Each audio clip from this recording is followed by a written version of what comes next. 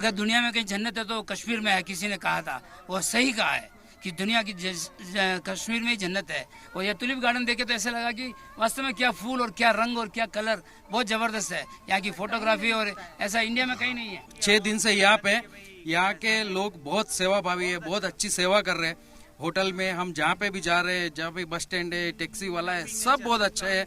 बहुत हमको कुछ भी तकलीफ है तो वो तुरंत सामने आके खड़े होते हैं। मैं तो सबको ये कहना चाहूंगा कि एक बार अपनी वाइफ के साथ टुलिप गार्डन में जरूर आए।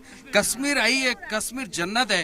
स्विट्जरलैंड, आप इतना पैसा देके आप स्विट्जरलैंड जाते हो। सर, कश्मीर की वादियों में जब हमने सुना है कि भाई स्वर्ग है, लेकिन सच में यहाँ आने के बाद ये फील हुआ है कि स्वर्ग है।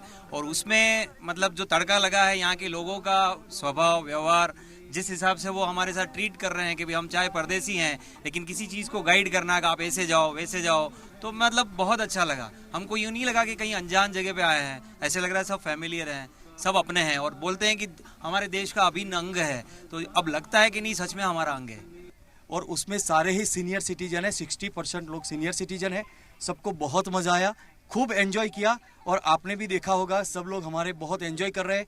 अब ये एक घर में जाके एक को 10-10 को भेजेंगे। हम लोग बहुत खुश है कश्मीर से। सब लोगों की जीवन में एक जो इच्छा होती है, इसमें बहुत सारे लोगों के जीवन की बहुत सारी इच्छाएं आज पूर्ण हुई। कश्मीर उन्होंने खूब एंजॉय किया।